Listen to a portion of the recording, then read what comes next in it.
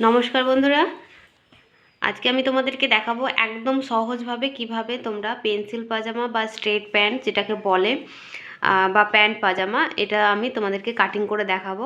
তোমরা যদি পুরোটা দেখো স্কিপ না করে, তাহলে কিন্তু তোমরা খুব সহজে যে কোনো সাইজের তোমরা কিন্তু কাটিং করতে পারবে। তো আজকে আমি এটা 2 মিটার কাপড় আছে, আমি 2 মিটার কাপড়েই কিন্তু তোমাদেরকে কাটিং করে দেখাবো।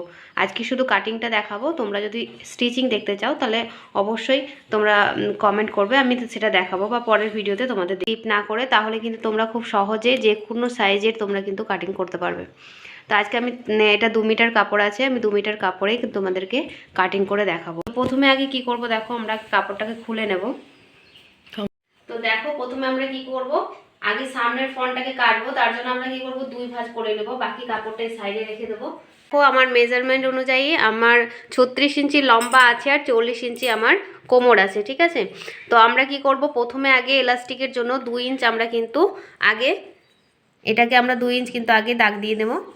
স্কেলের সাহায্যে তোমরা এভাবে 2 ইঞ্চ কিন্তু আগে দাগ দিয়ে দেবে। তো দেখো আমরা প্রথমে কিন্তু 2 ইঞ্চি রেখে দিলাম এর জন্য কোমর। এই হচ্ছে আমার 36 ইঞ্চি লম্বা, লম্বার সঙ্গে অবশ্যই তোমরা চাইলে 2 ইঞ্চ কিন্তু এখানে এক্সট্রা নিতে পারো। এখানে আগে একটা দাগ দিয়ে দিই।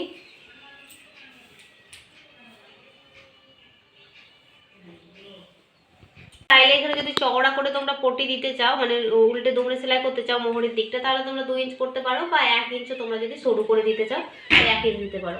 তো আমি দেখো এখানে 1.5 ইঞ্চ মতো দিলাম। হ্যাঁ, 1.5 ইঞ্চ মতো দিয়ে তোমরা এইভাবে কিন্তু আবার একটা দাগ দিয়ে নেবে।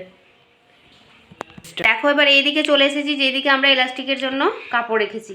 তো এইখানে এবার আমরা কি করব, কোমরের মাপ নেব। আমার যেহেতু কোমর 40, তা 40-এর আমাকে 4 দিয়ে ভাগ করে নিতে হবে। 40-এর 4 ভাগ হলে 10, 10 ইঞ্চির সঙ্গে অবশ্যই তোমরা 1.5 ইঞ্চ প্লাস করে নেবে। তো আমি এখানে 1.5 ইঞ্চ প্লাস করে নিলাম কিন্তু, ঠিক আছে, মানে 11.5 ইঞ্চি আমি এখানে নিলাম কোমরের মাপটা। এবার এই যে কোমরে যেটা মাপ নিলাম, ঠিক এইখানে কিন্তু আমরা এটা 11.5 ইঞ্চি কিন্তু আমরা হিপটাও নামিয়ে দেবো। হ্যাঁ, এই যে হিপটা সেটাও কিন্তু আমরা এখানে দাগ দিই। তো দেখো আমরা কিন্তু এটা দাগ দিয়ে নিলাম। এবার এইখান থেকে আমরা কিন্তু লুজ নেব, 2 ইঞ্চ বা 2.5 ইঞ্চ মতো কিন্তু আমরা এখান থেকে লুজ নেব। দেখো খুব সহজভাবে তোমরা একটু মনোযোগ সহকারে দেখো, তাহলে কিন্তু তোমরা প্যান্ট পাজামা করতে সমস্যা হবে না। তো দেখো আমরা 2 ইঞ্চ মতো কিন্তু এখানে লুজ নিলাম। এরপরে আমরা দেখব এখানে একটা শেপ দিয়ে নেব। এখানটাতে আমরা কিন্তু একটা শেপ দিয়ে নেব। দেখো আমি এইভাবে শেপ দিয়ে নিচ্ছি। তো আমরা এইভাবে শেপ দিয়ে নিলাম এখানটায়। এবার কি করব, আমরা এই দেখো এইখান থেকে এই মাপটা যতটা আসছে, মানে আমার 14 ইঞ্চি আসছে। এই 14 ইঞ্চির অর্ধেক কত হবে, 7 ইঞ্চি। তো এখান থেকে আমরা কিন্তু একটা দাগ দিয়ে নেব। হ্যাঁ, তোমরা চাইলে এটাকে সোজা করে একটা দাগ দিয়ে নিতে পারো। 7 ইঞ্চি হচ্ছে। এবার এই বরাবর এইখানে আমরা কিন্তু চলে এসো এইদিকে। তাহলে দেখো আমরা এই দিক থেকেও কিন্তু একটা 7 ইঞ্চিতে একটা দাগ দিয়ে নেব, ঠিক আছে। এবার এটাকে আমরা সোজা করে দাগ দিয়ে নেব। এর সঙ্গে মাঝামাঝি একটা স্ট্রেট দাগ দিয়ে নিলাম। একদম স্কিপ করবে না, পুরো ভিডিওটা দেখলে কিন্তু তোমরা একদম সহজভাবে পেরে যাবে। এবার আমাদের মোহরি আছে আমাদের 12 ইঞ্চি। তাহলে 12-র অর্ধেক কত হবে, 6 ইঞ্চি। 6 ইঞ্চিটাকে কি করব, আমরা অর্ধেক করে নেব। এইদিকে 3 ইঞ্চ দেবো, এইদিকে 3 ইঞ্চ দেবো। মাঝখানে দেখো দাগের মাঝখানে এইদিকে 3 ইঞ্চি আমরা একটা দাগ দেবো, মানে এরকমভাবে এইদিকে 3 ইঞ্চি একটা দাগ দিলাম, আর এইদিকে 3 ইঞ্চি একটা দাগ দিলাম, ঠিক আছে। তাহলে আমাদের মোহরি কিন্তু 6 ইঞ্চি চলে এলো। এরপরে কি করব দেখো, এবার স্কেলের সাহায্যে কি করব, আমরা এই দিক থেকে কিন্তু একটা শেপ দিয়ে দেবো। যদি এটার সঙ্গে এটা আমরা কিন্তু শেপ দিয়ে দিলাম এখান থেকে। এবার ঠিক এই যে এখানে যেখানে 3 ইঞ্চি আমরা নিয়েছিলাম, এখান থেকে কিন্তু এইখান পর্যন্ত কিন্তু আমাদের শেপ দিতে হবে। ঠিক একই রকম ভাবে এভাবে কিন্তু এখানে শেপ দিতে হবে।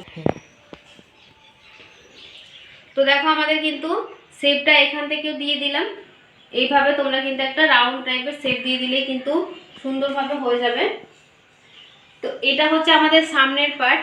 ঠিক সামনের পার্টটা আমরা কেটে নেব আগে, তারপরে পিছন পার্টটা কিভাবে কাটিং করছি তোমাদেরকে দেখাচ্ছি। তো আগে কাটিংটা করে নিই সামনের পার্টটা। এটা আমাদের সামনের পার্টের ড্রয়িংটা কিন্তু কমপ্লিট হয়ে গেছে।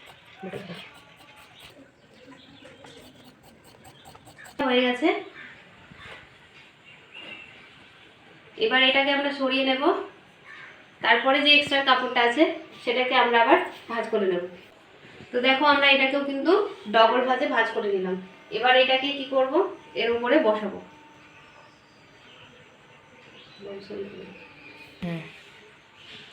তো দেখো আমরা কিন্তু এটাকে এইভাবে বসিয়ে নিলাম।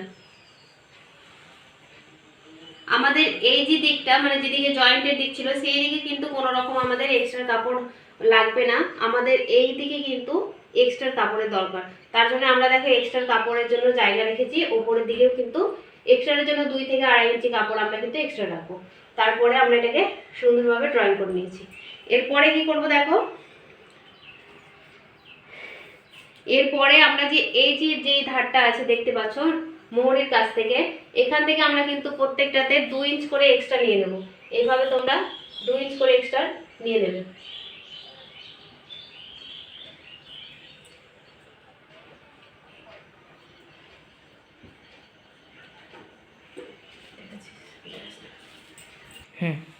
তো দেখো এদিকে আমরা কিন্তু 2 ইঞ্চ করে এক্সট্রা নিয়ে নিলাম। এই দেখো এখানে কিন্তু আমাদের কাপড়টা বসানো আছে, এদিক থেকে কিন্তু আমরা 2 ইঞ্চ এক্সট্রা নিয়ে নিলাম। ঠিক এই দিকেও কিন্তু সেম জিনিস 2 ইঞ্চ করে এক্সট্রা কিন্তু আমরা নিয়ে নেব। পুরোটাতে কিন্তু আমরা 2 ইঞ্চ করে এক্সট্রা নিয়ে নেব। তো দেখো আমরা 2 ইঞ্চ করে এক্সট্রা কিন্তু এইদিকেও নিয়ে নিয়েছি, আর এইদিকে কিন্তু আমরা বক্স করে নিয়ে এখানে কিন্তু একটা শেপ দিয়ে নিয়েছি। এরপরে দেখো আমরা ওপর দিকে কিন্তু 2.5 ইঞ্চি আমরা এক্সট্রা নিচ্ছি। ওপর দিকে কিন্তু আমরা 2.5 ইঞ্চি এক্সট্রা নিচ্ছি। ঠিক আছে, এই যে সোজাসুজি দেখো এখান পর্যন্ত শেষ হয়েছে, এখান থেকে আমরা 2.5 ইঞ্চি এক্সট্রা নিলাম। এবার কি করব, এইটা থেকে এরকম ভাবে কোণাকোণে আমরা কিন্তু একটা দাগ দিয়ে দেবো। এইভাবে কিন্তু আমাদের কোণাকোণে কিন্তু এটা থাকবে, কারণ আমাদের এক্সট্রার সামনে পিছনের দিকটা যেহেতু আমাদের একটু হেলদি থাকে ভারী থাকে, তার জন্য কিন্তু আমরা পিছনের দিকটাতে একটু এক্সট্রা নেব। এখান থেকে তোমরা এইভাবে স্ট্রেট একটা দাগ দিয়ে দেবে।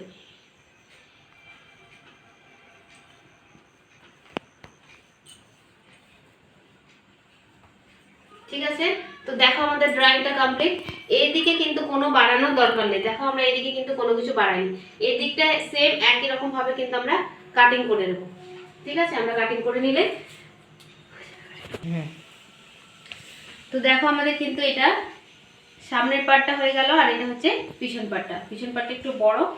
তো আমাদের কাটিং কিন্তু হয়ে গেছে, প্যান্ট পায়জামার কাটিং। তো তোমরা যদি স্টিচিংটা দেখতে চাও তাহলে অবশ্যই পরের ভিডিওতে তোমাদের আসছে স্টিচিংটা কিভাবে আমি সেলাই করি সেটা তোমাদেরকে দেখিয়ে দেবো। আজকে কাটিংটা তোমাদেরকে দেখালাম, কেমন লাগছে অবশ্যই কমেন্ট করে জানাবে। ভালো লাগলে অবশ্যই চ্যানেলটাকে একটু সাবস্ক্রাইব করে দিও। আর আমার চ্যানেলে এরকম টাইপের ভিডিও থাকে, আবার সেলাই প্রশিক্ষণের ভিডিও আছে, তোমরা চাইলে দেখে নিতে পারো। প্রথম থেকে একদম যারা নতুন আছো তারাও কিন্তু সেলাই শিখতে পারো যদি তোমরা চাও। তো চলো আজকের ভিডিওটা এখানেই থাকলো, কালকে তোমাদের সঙ্গে দেখা হচ্ছে স্টিচিং নিয়ে।